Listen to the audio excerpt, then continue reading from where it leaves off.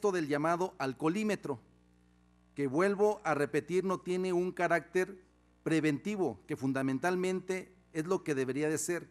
Por el contrario, es punitivo 100%, pero porque esto significa un gran negocio para los funcionarios de la Dirección de Tránsito, Transporte y Vialidad, que sin temor de equivocarme, puedo asegurar que los dueños de estas empresas abusivas que se encargan del servicio de grúas y corralones son o han sido funcionarios públicos.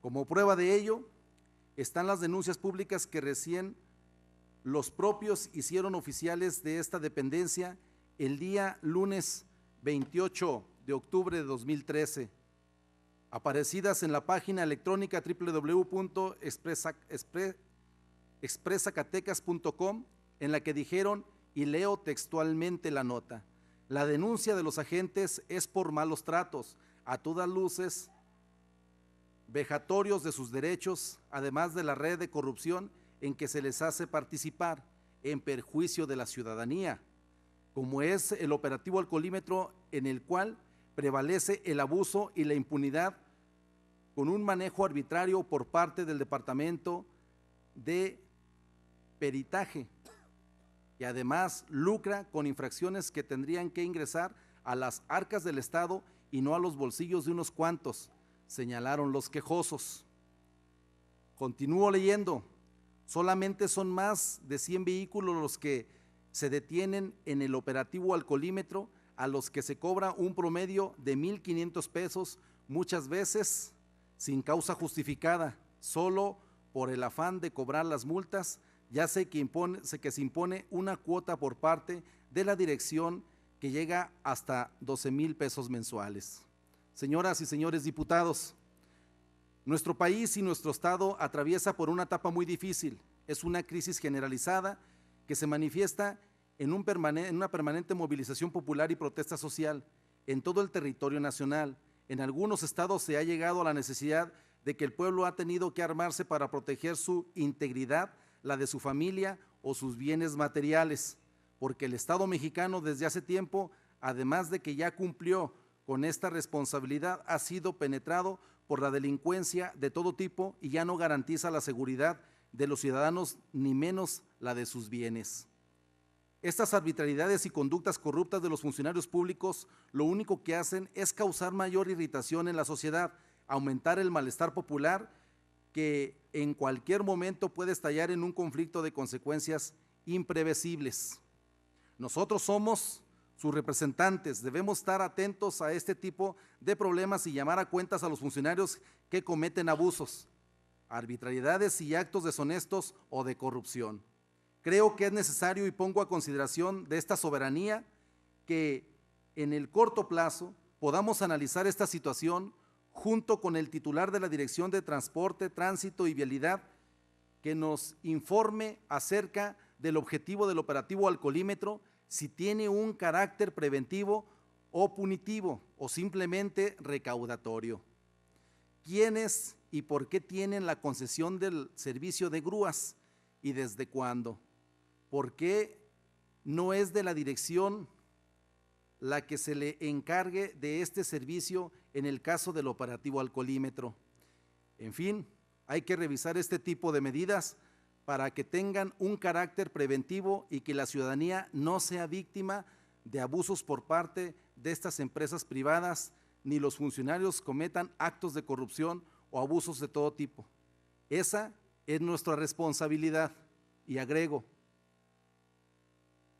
hay muchas versiones ciudadanas respecto de esto que está sucediendo. Suban a un taxi, narren algunas experiencias y encontrarán ahí grandes hallazgos respecto a la corrupción que en tránsito se está haciendo respecto de este tema del alcoholímetro. Son detenidas las personas, se sube el vehículo a las grúas y antes de ingresar a los corralones, hasta por 4,000 pesos es la mordida que tienen que dar nuestros ciudadanos.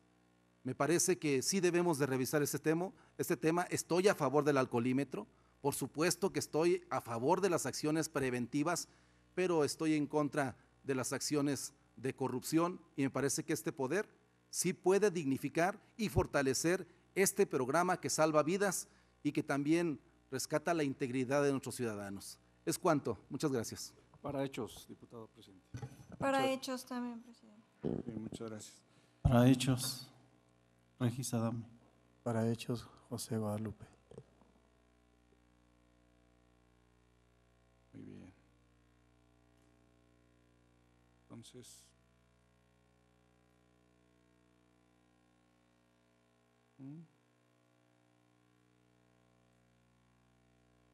muy bien. ¿Se cierra? ¿Nadie más? Para hechos, Aro de la Torre, diputado presidente.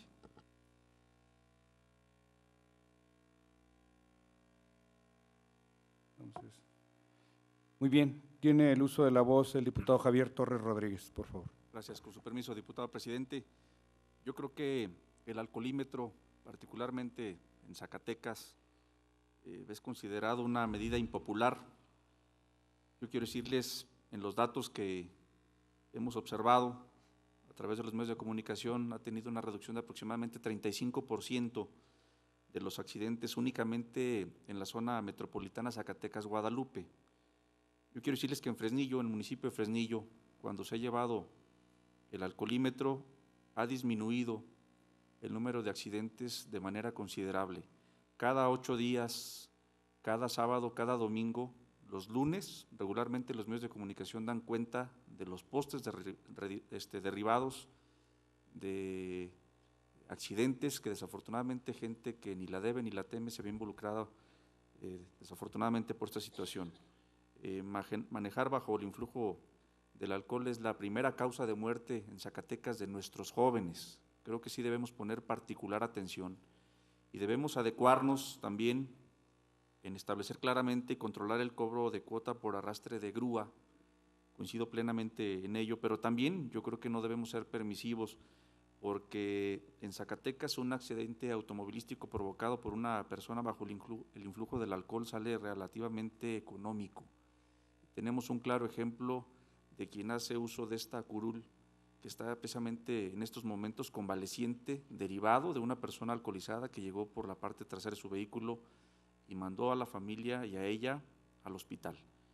Entonces, en otros estados se sanciona en serio. Aquí tenemos 2 compañeros migrantes que no van a dejarnos mentir de que cuando en Estados Unidos se lleva alcohol en la sangre, es prisión en algunos de los casos, les quitan la licencia y no vuelven a manejar. Entonces tenemos que poner particular atención en este sentido, en esta materia, y pues bueno, también yo creo que aquí nadie, por muy alto que sea el cargo, la representación, debe tener privilegios, absolutamente nadie. En cada historia siempre hay 2 versiones y pues para que la corrupción avance se requieren de 2. Entonces yo creo que también hay que denunciar ante la instancia correspondiente y por supuesto también castigar a quien haga mal uso de su cargo y del abuso de autoridad. Es cuanto, diputado presidente. Muchas gracias, señor diputado. Ahora en el uso de la voz la diputada Claudia Anaya.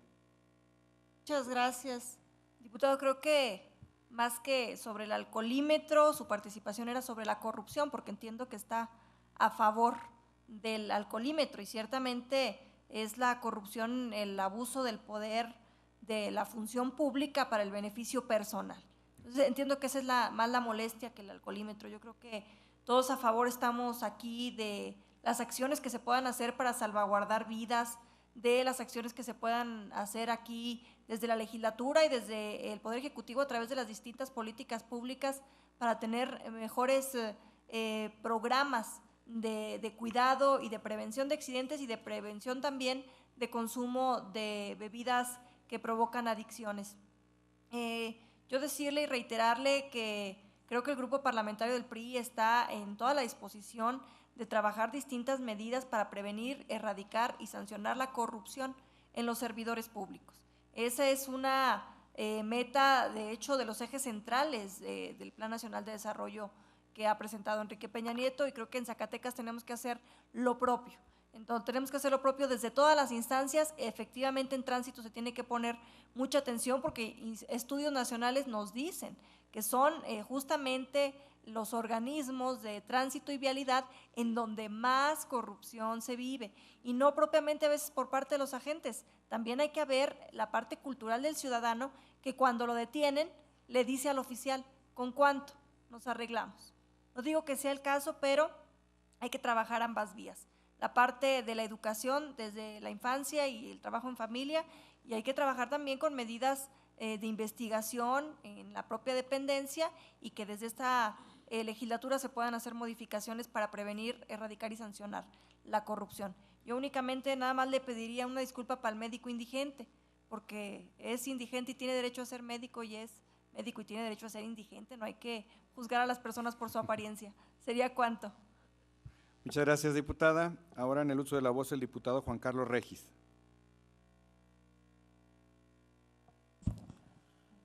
Gracias, diputado presidente. Comentar que, pues sí, coincidimos plenamente en las medidas preventivas que ha impulsado la Secretaría de Seguridad a través de la Dirección de Tránsito.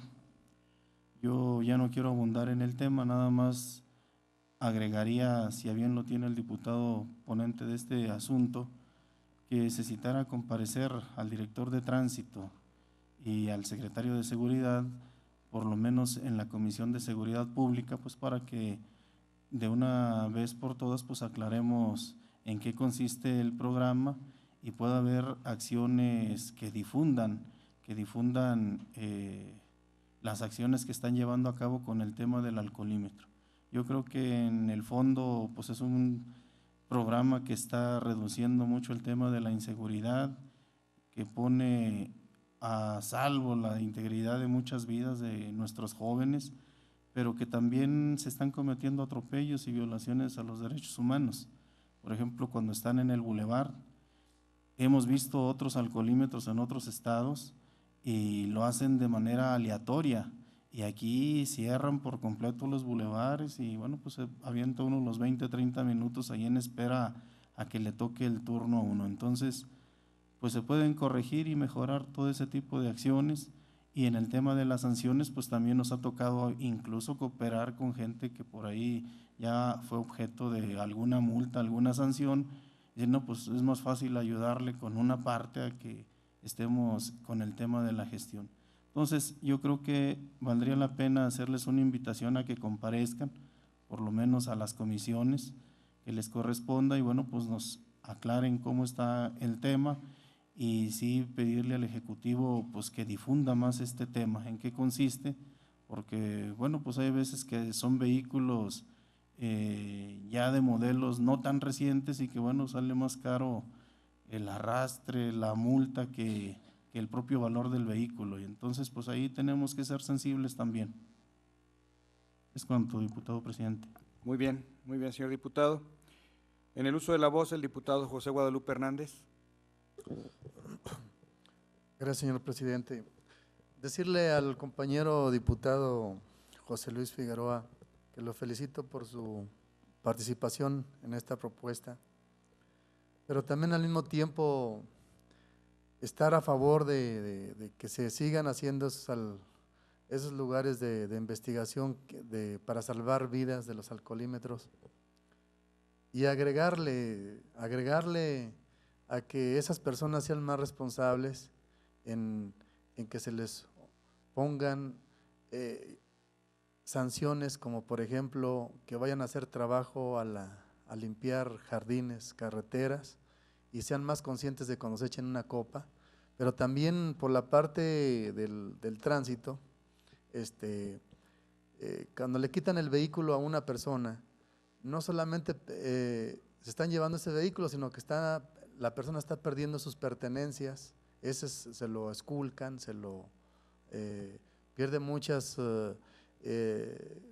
pertenencias ahí, algunas ocasiones hasta partes del vehículo, y entonces sí se debe de sancionar este tipo de delincuencias que necesitamos. Así es de que, adelante. Muchas gracias, señor diputado. Y bueno, por último cerramos con el diputado José Aro de la Torre. Gracias, diputado presidente. Solamente para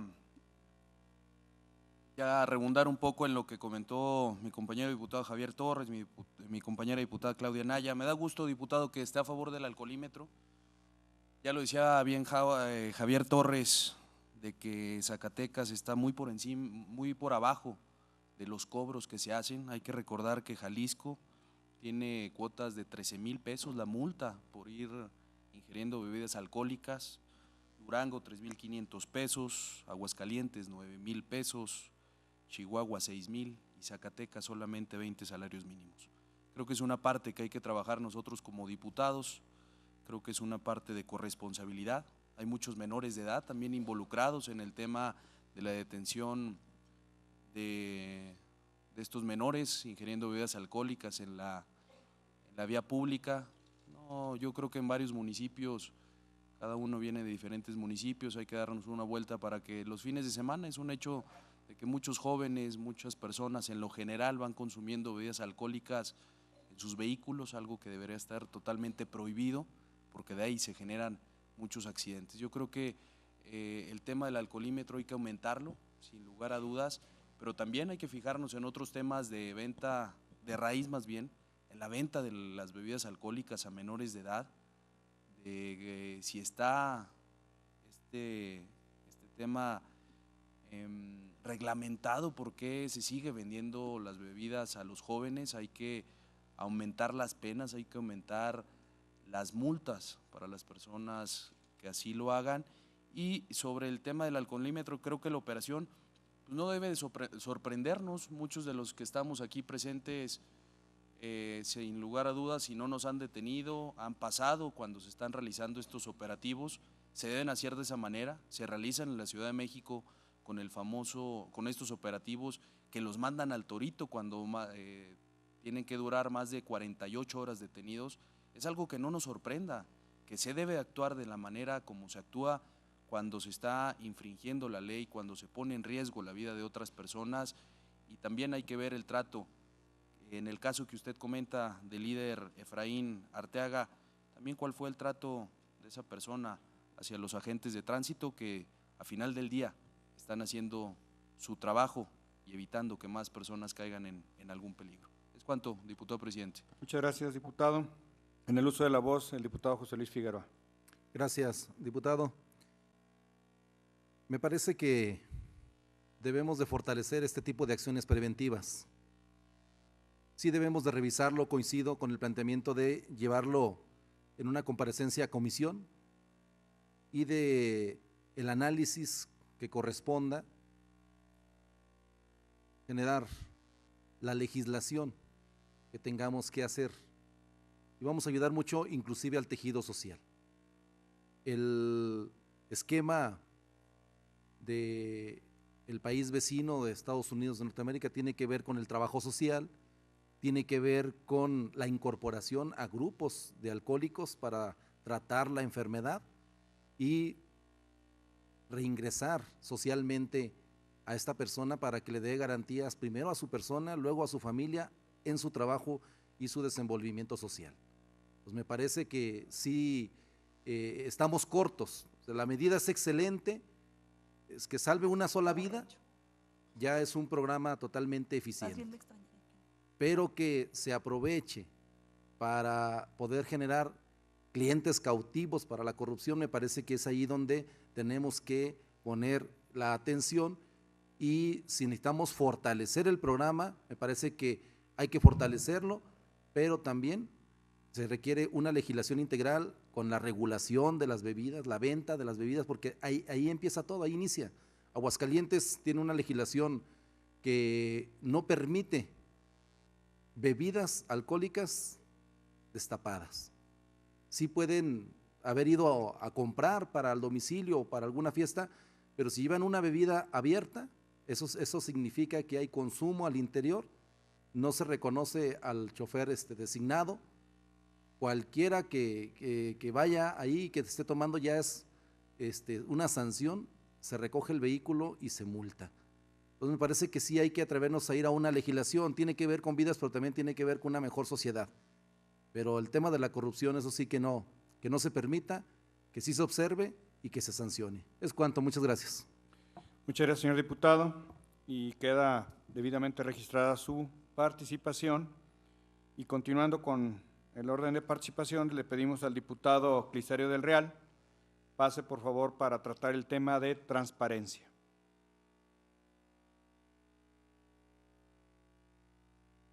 Con su permiso, diputado presidente, muy acorde con lo que se ha estado manejando esta tarde en esta tribuna, la Ley de Transparencia y Acceso a la Información Pública del Estado de Zacatecas, en sus artículos 11 y 12, indica que nosotros, diputados locales e integrantes del Poder Legislativo, somos sujetos obligados a difundir de oficio en forma completa y actualizada a través de los medios electrónicos la información de carácter general, como es leyes, reglamentos, manuales de operación, los servicios que ofrecemos, trámites, requisitos, nuestra estructura orgánica y funciones de cada uno de nuestros organismos administrativos, registro de nuestras asistencias a sesiones de pleno y de comisiones, la publicación de la Gaceta Parlamentaria y el diario de debates, los informes y cuentas públicas de las entidades públicas que entreguen a este Poder Legislativo, así como evaluaciones, dictámenes y aprobaciones hechas por el Pleno de la Legislatura, entre otras disposiciones que establezca la ley, por lo que debemos acatar y cumplir con las normas establecidas para acrecentar el ejercicio de transparentar y brindar un acceso a la información a todos los ciudadanos. Aprovecho esta máxima tribuna para hacer hincapié en un tema que hemos abordado de manera muy puntual en las últimas fechas, el referente a la transparencia y a la rendición de cuentas. Es imperativo que todas y todos los legisladores que conformamos este poder público tengamos presente el compromiso y la responsabilidad con la que contamos al momento en que el ciudadano común nos llama a cuentas.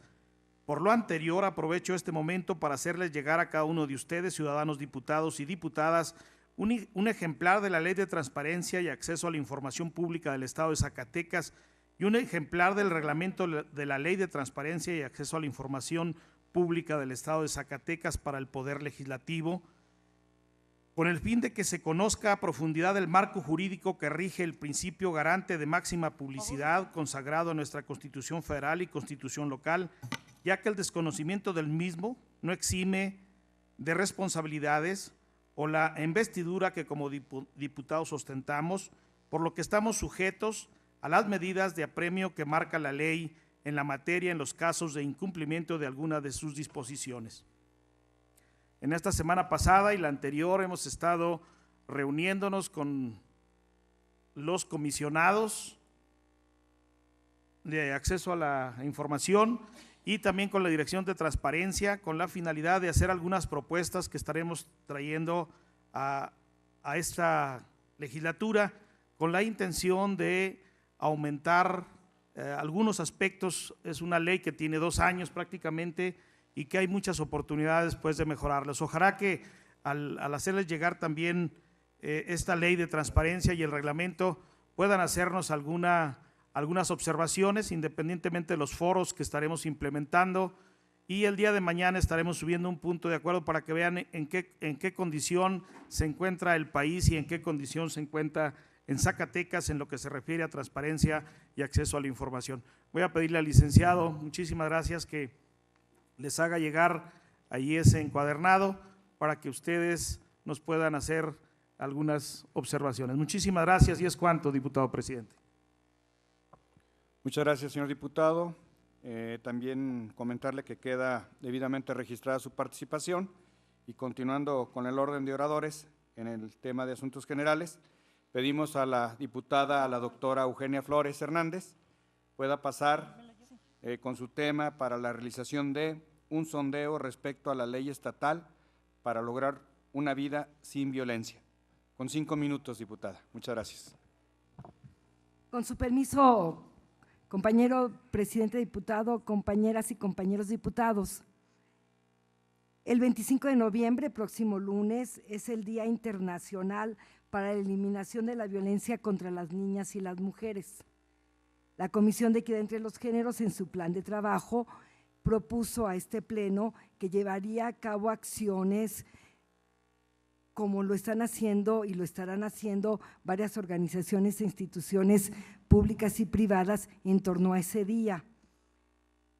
Es necesario recordar que ese día fue designado como Día Internacional de la Eliminación de la Violencia contra las Niñas y las Mujeres, reconociendo que la violencia hacia las niñas y mujeres es un grave problema que azota en todos los rincones del mundo y que es un gran problema de salud y que además la violencia hacia las niñas y mujeres es algo que afecta directamente la igualdad, la seguridad, la libertad, la integridad, el desarrollo y la paz en el mundo. Mucho se ha recorrido desde cuando en 1993 la Asamblea General de las Naciones Unidas aprueba la Declaración sobre la Eliminación de la Violencia contra la Mujer, en la que se define la violencia contra la mujer como todo acto de violencia basado en el género que tiene como resultado posible o real un daño físico, sexual, psicológico, incluidas las amenazas, la coerción o la prohibición arbitraria de la libertad, ya sea que ocurre en la vía pública o en la vía privada.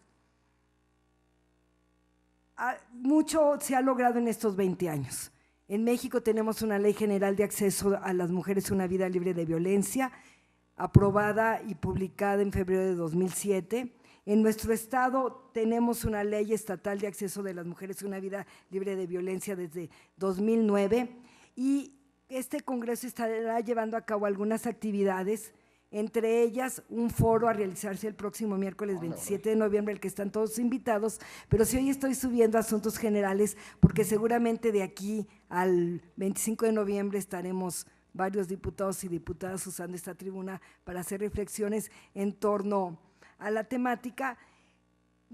Yo estoy subiendo a esta tribuna para informarles que la Comisión de Equidad entre los Géneros hemos decidido llevar a cabo un sondeo entre jóvenes, hombres y mujeres de todo el estado y les estoy pidiendo su colaboración para conocer a partir de ese sondeo, uno, cuál es la percepción que la población tiene respecto a esta problemática, si se ha sido víctima directa o indirecta. Ya sabemos directa que a ti te golpearon, te amenazaron, te acosaron sexualmente en tu trabajo o te corrieron porque estabas embarazada, o indirectamente si fuiste el niño o la niña que veía cómo tu papá golpeaba a tu mamá o a tu madre la corrían por tener un mal aspecto físico. Entonces, todos somos víctimas directas o indirectas y todos tenemos que hacer algo. Entonces, este sondeo nos va a servir para cuál es la percepción de la ciudadanía respecto al problema en Zacatecas y dos, cuáles son las propuestas y sugerencias que la ciudadanía haría para que este Congreso local tome a cabo acciones. Se les está repartiendo, una colaboradora está repartiendo copia del sondeo. Como sondeo no tendrá las especificaciones científicas, pero nos permitirá a la Comisión de Equidad entre los Géneros proponerles a este máximo órgano algunas acciones para reforzar lo que el marco jurídico estatal tiene y para tener mucho más claro en el presupuesto 2014 qué acciones se tendrían que tomar para lograr la prevención y la erradicación de la violencia hacia las mujeres y las niñas. Es cuanto. Además del sondeo estará la página Facebook de la Comisión de Equidad entre los Géneros y el correo de la Comisión de Equidad entre los Géneros para invitar a que la ciudadanía participe. Todos y todas tenemos que lograr, no nada más en torno al 25 de noviembre, sino en los 365 días del año en que la violencia hacia las niñas y mujeres sea erradicada completamente de nuestro estado. Es cuanto, diputado. Muchas gracias. Gracias, diputada. Ha quedado registrada debidamente su participación. Tiene uso de la palabra y de la tribuna el diputado Iván de Santiago Beltrán con el tema fondos regionales, hasta por 5 minutos.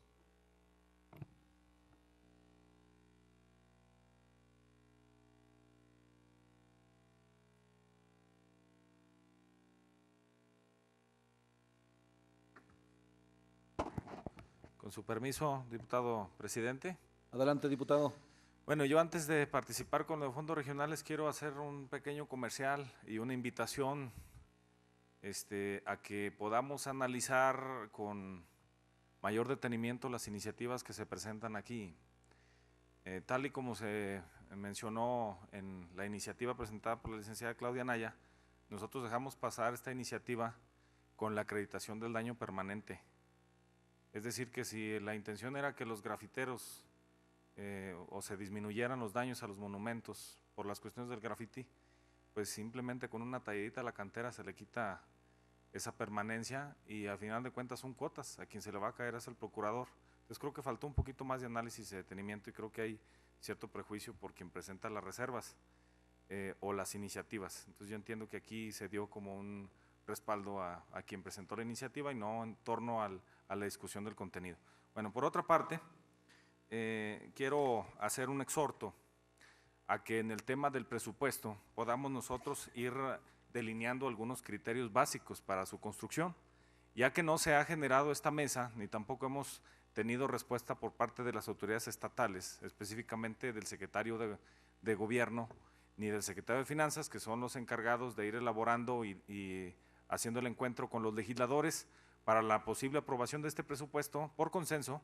Pues a mí me gustaría dejar algunos temas aquí sobre la mesa. Primero, vamos a tener o se tienen autorizados ya en el presupuesto de egresos de la Federación 320 millones de pesos de fondos regionales. Uno de los logros más importantes de la gestión de los diputados federales ante el diseño de los presupuestos fue la creación de fondos regionales. Si no me equivoco, fue en la legislatura 60, en donde empezó, 59-60, la verdad no estoy seguro, pero se generó la creación de estos fondos regionales como un mecanismo compensatorio a las condiciones socioeconómicas de los diferentes estados del país, a fin de cubrir necesidades y demandas de recursos productivos, capital, de productores y de organizaciones. Entre las actividades que se financiaron se encuentran la ganadería, agrícola, comercial, artesanal, de servicios, agroindustrial, pesca, minería y explotación forestal. Actualmente existen poco menos de 250 fondos regionales en todo el país que se reciben cada año, cerca de 1.350.000 pesos cada uno. Tan solo Oaxaca tiene asignado 43 partidas que benefician a productores y organizaciones de 100 municipios, Chiapas 22, Baja California 17, Guerrero 9, Campeche y Quintana Roo 7 cada uno. En el caso de Zacatecas reciben fondos justamente 6 con 6 estados más. El fondo regional para Zacatecas ha sido una acción compensatoria para las características del estado y sus niveles de pobreza.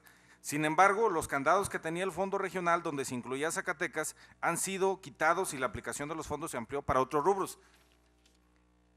En sí, la visión y lo que tuvieron en ese tiempo los legisladores federales como visión era ver las características propias del estado de Zacatecas.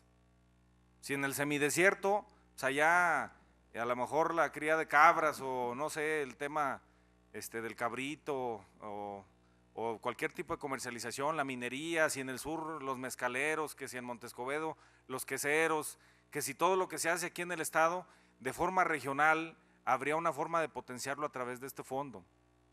Ahora la visión es una visión banquetera.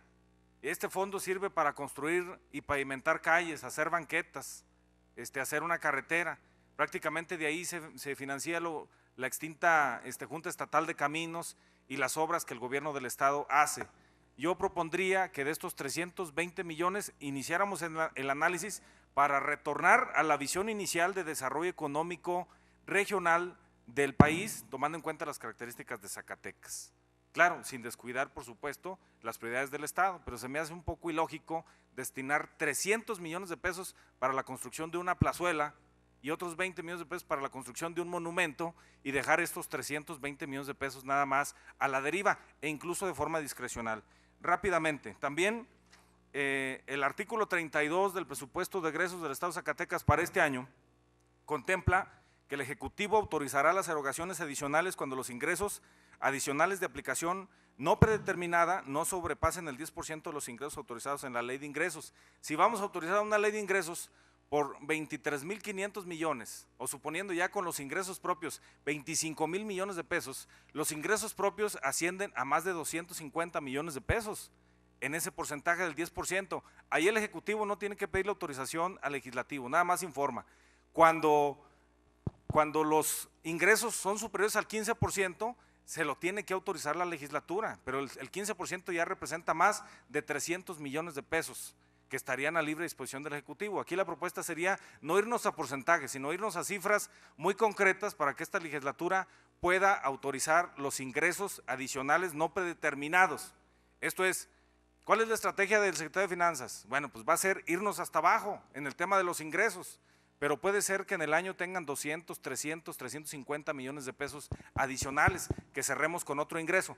Ya concluyo, sería el fijar los topes para que no nos vayamos a los porcentajes tan elevados y que tengamos nosotros el control presupuestal para diferentes partidas sobre los exhortos que en esta misma legislatura se han tenido. Ahí pueden entrar exbraceros, ahí pueden entrar discapacitados, ahí pueden entrar agricultores, ahí pueden entrar muchísima gente. Desde la óptica de diferentes grupos parlamentarios, empezar a discutir este tema. Y por último, mencionar brevemente que urge porque hay quienes plantean, compañeros diputados y diputadas, plantean la eliminación de impuestos como el de la tenencia, que esto implicaría tener menos recaudación propia, alrededor de 250 millones de pesos, y tendríamos que analizar si esto es factible, si subsidiamos a través de otros fondos o compensamos o si eliminamos, pero sí urge empezar a definir sobre qué líneas iría la construcción del presupuesto. ¿Es cuánto?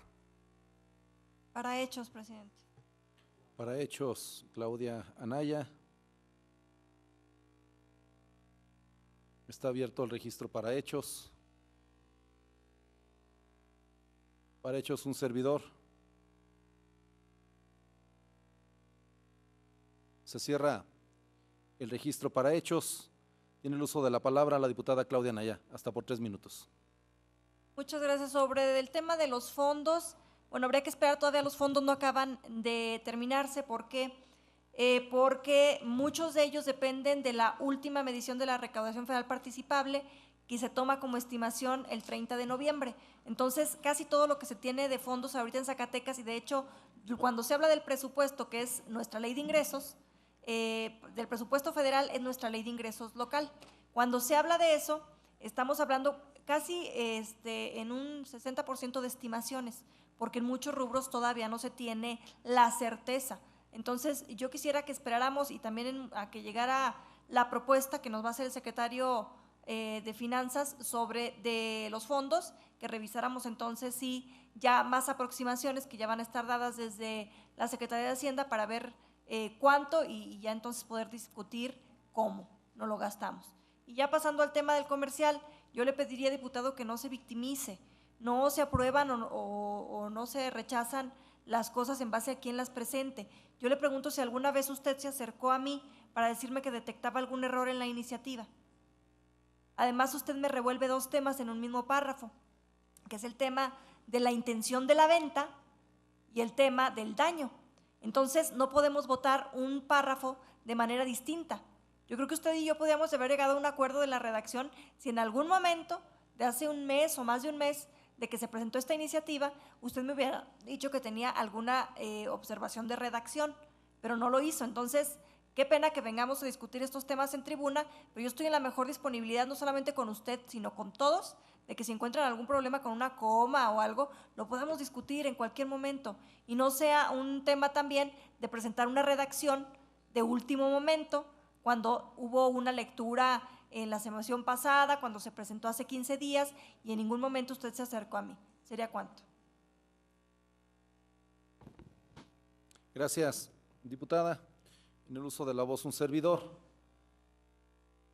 Me parece que vale la pena hacer esfuerzos respecto de los llamados con los que coincido con el diputado Iván de Santiago que nos hace.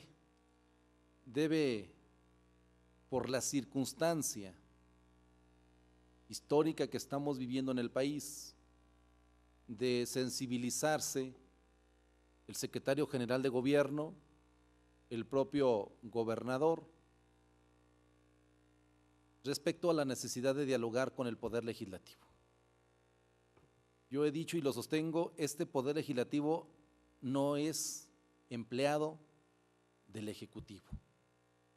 Y en ese sentido, en cuanto logremos generar un enlace en las coincidencias, en los consensos, en los acuerdos, vamos a poder construir grandes cosas.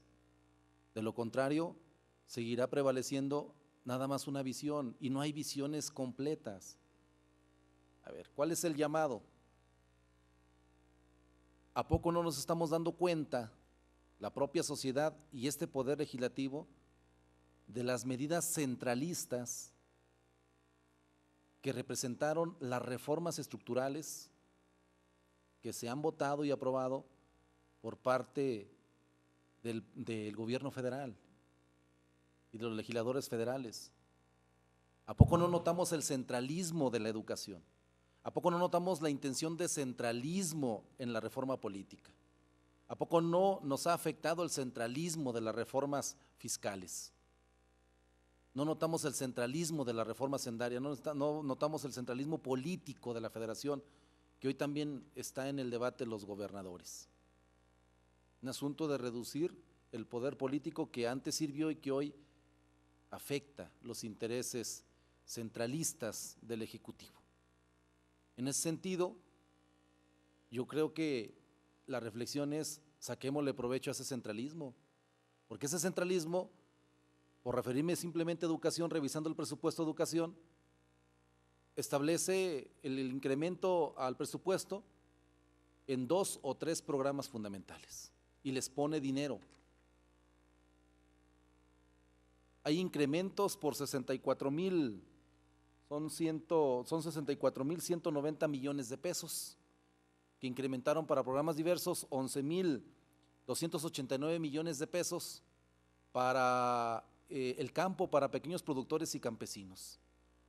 Es decir, las bolsas concurrentes o concursables hoy deben de ser la segunda tarea en la intención de los estados de fortalecerse presupuestalmente. ¿Qué implica? Que implica que tengamos que hacer equipo, implica que tengamos que hacer esfuerzos de gestión para poder estirar esos recursos, implica que nosotros adecuemos legislación, que adecuemos el orden en el que se establece la relación entre los poderes con la sociedad y los grupos que la representan para poder hacer planteamientos que nos ayuden a estirar esos recursos. De lo contrario, pues revisemos el presupuesto, no satisface. El presupuesto nos obliga a que tengamos que ir en la consecuencia de reflexionar si vamos a aplicar también un centralismo estatal y también si vamos a incorporar impuestos o renunciar a impuestos como el que aquí pone en la mesa el diputado Iván de Santiago respecto a la tenencia vehicular, que ha sido una demanda de desaparición de la tenencia, pero hoy es una necesidad de presupuestal. Entonces me parece que sí podemos hacer grandes esfuerzos en esas intenciones de llamados de sentarnos con el Ejecutivo para poder avanzar en una agenda única, en un primer avance en las coincidencias. Lo que no coincidamos lo seguimos debatiendo, pero todos tenemos que ser aliados porque así nos lo demanda la sociedad en el tema de buscar presupuesto para Zacatecas, y ahí nadie tenemos que hacernos a un lado, todos tenemos que hacernos el llamado y actuar con responsabilidad, pero nos faltan los acuerdos. Diputado Iván de Santiago, si desea agregar algo. Sí, bueno, pues para responderle aquí a la diputada, le voy a responder con una pregunta. Entonces, si le hubiéramos consultado esa diferencia en la reserva, ¿su opinión hubiera sido diferente? Entonces yo creo que aquí no se trata pues de hacer polémica de algo que es nuestro derecho y que fue en el momento procesal oportuno. Pues aquí se dio un registro para ver si había observaciones al dictamen y fue donde lo sacamos. Y además informar pues que no fue propiamente una propuesta mía, sino que fue incluso un tema que se comentó al interior de la CRIC y que yo pensé que a lo mejor para el tema de la reserva pues se podía aquí discutir, y si en algún caso estaba mal el tema de la inclusión del daño en el texto, pues total, pues quitarlo, pero pues si estaba bien el tema de lo del daño permanente, pues total, incluirlo. Pero bueno, ya total, ya se aprobó, ya si se cae o no se cae, pues ya se va a hacer una cuestión ahí de procuración de justicia, ¿no? Ya se aprobó. Por otra parte, pues comentar que en el diseño del presupuesto, sobre lo que comenta de las estimaciones de Hacienda, eso afectaría básicamente a los ingresos del Estado en cuestión de participaciones o ingresos participables, pero lo que son fondos etiquetados, eso ya no varía, porque eso ya está en el decreto del PEF. Entonces, eso es precisamente… Fondo de minería, sí.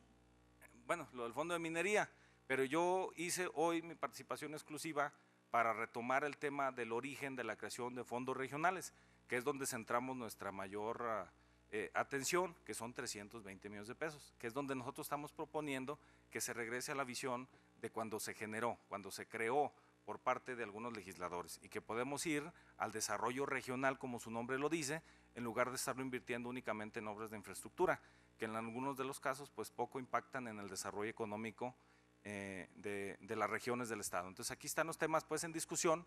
Yo insistiría en que sí es urgente y que únicamente dejáramos pues a que pasara el mes de noviembre para el tema de los cambios de los fondos, en donde se impactaría la propia recaudación del estado y que tienen que hacer el corte al finales de este mes, pero que le avanzáramos en todo lo demás, porque si no ya en una semana y media estaría ya presentando el proyecto del Ejecutivo, y lo que nosotros como fracción parlamentaria planteamos, que urgía una reunión con el Ejecutivo para que pudieran ya incluir algunos aspectos de nuestra visión en la propia propuesta del Ejecutivo. Es decir, que ya viniera con algunos planteamientos de legisladores en lo que tiene que ver con las regiones, con los distritos, con las visiones sobre rubros importantes o temas importantes para el Estado. Es básicamente lo que nos subimos hoy a precisar.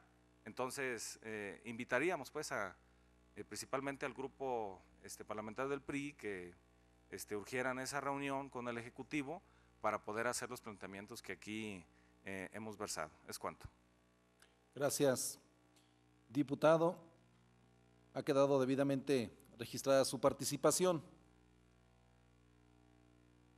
No habiendo más asuntos que tratar y estando agotado el orden del día, se levanta la sesión y se cita a las y los ciudadanos diputados para el día de mañana, jueves 21 del mes y año en curso, a las 11 horas, a la siguiente sesión, rogando su puntual asistencia. Muchas gracias. Buena tarde.